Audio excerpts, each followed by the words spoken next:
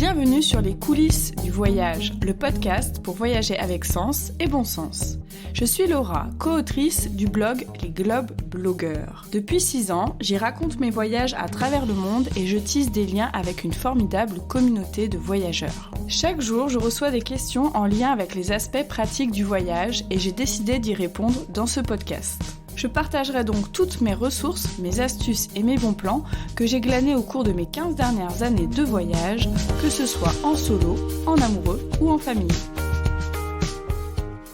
Bonjour à tous, j'espère que vous allez bien, je suis ravie de vous retrouver pour ce nouvel épisode des coulisses du voyage. Alors dans cet épisode, je vais vous donner pas mal de conseils pour éviter le mal de mer en voyage. Alors pourquoi j'ai choisi ce sujet-là ? Tout simplement parce que quand on voyage, on est souvent amené à faire des activités qu'on n'aurait pas l'habitude de faire dans son quotidien et donc parfois, pour certains, d'affronter des appréhensions, des peurs, voire des phobies. En voyage, j'aime parcourir le monde tant sur la terre ferme que sur la mer, mais j'ai un petit souci, c'est que j'ai tendance à avoir le mal de mer. Je ne compte plus les fois où ce mal de mer m'a vraiment embêtée, alors que ce soit sur une île paradisiaque en Tanzanie, quand je suis allée observer les dauphins au Portugal, ou quand j'ai fait mon initiation de plongée.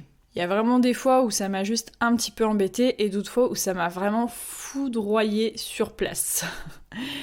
Au fur et à mesure de ces expériences, j'ai pris le temps de me renseigner sur les solutions pour l'éviter au maximum et profiter à fond du grand océan. Avant de commencer, je vais déjà définir ce qu'est le mal de mer. Alors déjà, on le reconnaît assez facilement, c'est quand on se trouve sur un bateau et qu'on commence à avoir des symptômes du genre des nausées, des vomissements, désolé, c'est pas très glamour, une grosse fatigue, des sueurs froides, des vertiges. Dans ces cas-là, vous pouvez être quasiment sûr que c'est un petit mal de mer qui commence à poindre le bout de son nez. Pourquoi quand on est sur un bateau, il y a ce phénomène de mal de mer ? En fait, c'est dû à une différence d'appréciation entre votre vision et les mouvements perçus par votre oreille interne. Ce manque de synchronisation des informations fait tout simplement partir votre cerveau en vrille. Heureusement, il existe de nombreuses solutions pour limiter, réduire ce mal de mer. Tout d'abord, sachez qu'il y a de nombreux facteurs qui peuvent favoriser ou même intensifier le mal de mer. Donc ce qui est très important dans un premier temps, c'est de respecter la règle des 4 F. Les 4 F, ce sont la fatigue, la faim, le froid et la frousse. En effet, il est très important d'être dans de bonnes dispositions avant une sortie en mer. Contrairement à ce que l'on pourrait penser, il faut avoir bien mangé, bon pas trop lourd quand même, mais aussi être bien hydraté. La fatigue et le stress sont aussi à bannir. Donc vraiment, pensez-y, si vous avez tendance à avoir le mal de mer, essayez d'être dans les meilleures conditions possibles avant de partir. Même si vous êtes dans un lieu paradisiaque, ensoleillé, où il fait très chaud, je vous conseille vraiment d'avoir plusieurs couches de vêtements pour pouvoir ajuster votre tenue et toujours avoir bien chaud. Avec le vent et l'humidité, on peut vite avoir froid. Vraiment, le froid, c'est un accélérateur de mal de mer assez puissant. Et enfin, ce que je peux aussi vous conseiller, bien sûr, en prévention, c'est de repousser une balade en mer si vous voyez que les conditions de navigation ne sont vraiment pas bonnes. Préparer le terrain, c'est bien, mais cela ne suffit pas toujours. Parfois, on peut avoir recours à d'autres méthodes. Je pense notamment à plusieurs solutions médicamenteuses qui existent et qui peuvent annuler ou réduire le mal de mer. Et par extension aussi le mal des transports, puisqu'en fait, il s'agit de la même chose. La première catégorie de médicaments possibles, ce sont les antiémétiques. Ce sont des médicaments contre la nausée qui suppriment ou atténuent le symptôme plutôt que la cause. C'est le type de médicament que j'utilise le plus souvent. Les 2 avantages de ce genre de médicament, c'est qu'on peut y avoir accès sans ordonnance et c'est un médicament que l'on trouve immanquablement dans la trousse à pharmacie du voyageur. La deuxième catégorie de médicaments, ce sont les antihistaminiques. Donc là, on retrouve notamment Mercalm, Nausicalm, Notamine, qui sont aussi efficaces, mais le souci, c'est qu'ils peuvent provoquer des somnolences. Donc j'ai pu tester plusieurs de ces médicaments, ils sont souvent assez efficaces, sauf dans des situations très mauvaises de navigation. Si vous avez des antihistaminiques contre les allergies, ils peuvent aussi être efficaces, mais pas toujours. Comme solution médicamenteuse, on retrouve aussi pas mal de solutions du côté de l'homéopathie, la phytothérapie ou l'aromathérapie, notamment les huiles essentielles de menthe poivrée ou de lavande. Mais je pourrais pas vous en dire beaucoup plus parce que c'est des solutions que j'ai pas vraiment testées.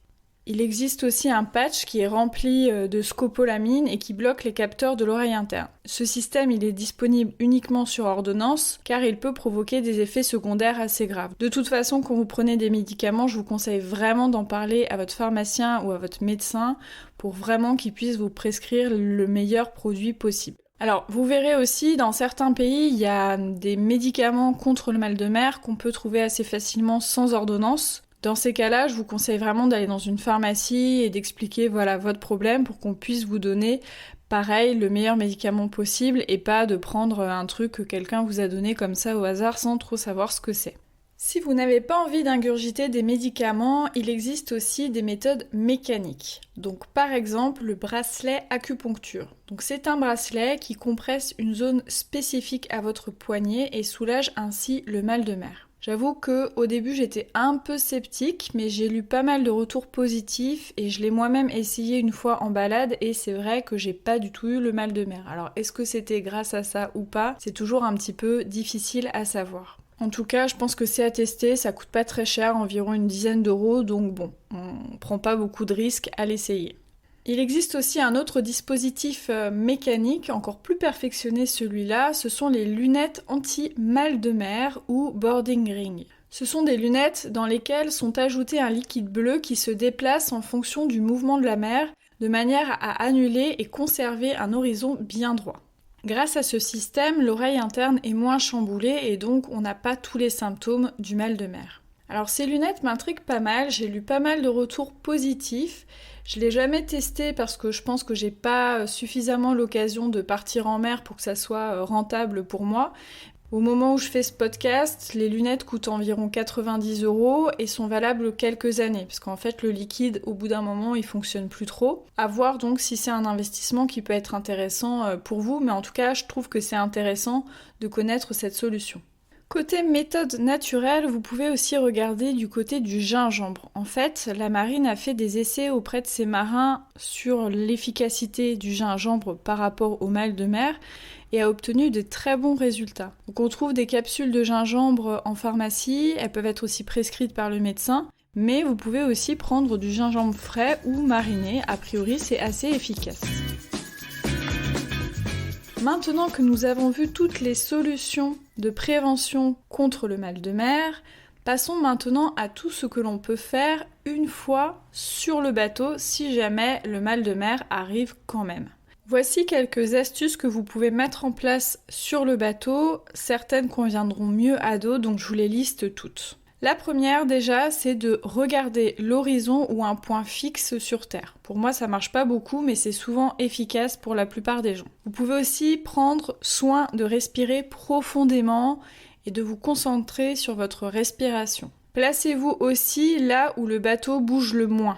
Le plus souvent, ce sera au centre du bateau, sur le pont le plus bas. Mais je vous déconseille vraiment d'aller en cabine parce que du coup, on peut plus voir l'extérieur, on peut plus voir l'horizon et ça chamboule d'autant plus le cerveau. Évitez aussi, si possible, les mauvaises odeurs. Évitez de vous mettre à côté du moteur ou là où vous avez toutes les effluves de carburant parce que ça, c'est mortel pour les nausées. Vous pouvez aussi essayer de dormir. Si la nausée n'est pas trop intense et que vous pouvez trouver un endroit suffisamment confortable pour dormir, cela peut vous permettre d'atténuer le mal de mer. C'est ce que je fais quand le mal de mer est vraiment assez important mais pas trop intense non plus.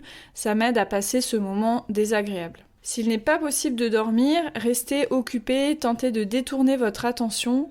Il n'y a rien de pire que de se concentrer sur sa nausée pour l'accentuer. Par exemple, vous pouvez être un peu plus actif sur le bateau, donc par exemple prendre la barre, participer aux manœuvres si c'est possible, etc.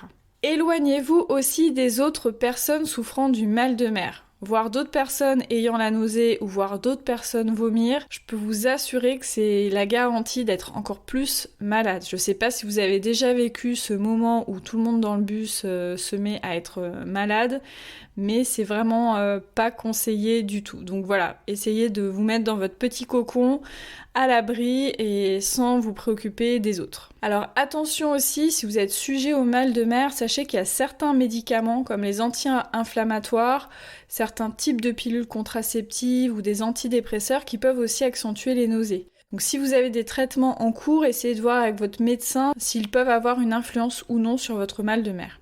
Pour certains aussi, ce qui peut être intéressant, c'est de respirer des huiles essentielles ou des parfums légers qui sont agréables, tels que la lavande ou la menthe, parce que ça peut permettre de se concentrer sur quelque chose de positif. Personnellement, ce qui fonctionne aussi également pas mal sur moi, et c'est là que je dis que c'est vraiment propre à chacun, donc allez piocher dans ces astuces, essayez, puis vous verrez au final ce qui vous convient le mieux. Quand je ne peux pas bouger sur le bateau et que la nausée est vraiment trop forte, en fait je me recroqueville la tête un peu en bas, les yeux bien fermés en inspirant profondément, donc cela m'aide à vraiment passer les moments les plus intenses du mal de mer. Alors je sais que cela va à l'encontre de la plupart des conseils que l'on donne, mais pour moi ça fonctionne vraiment.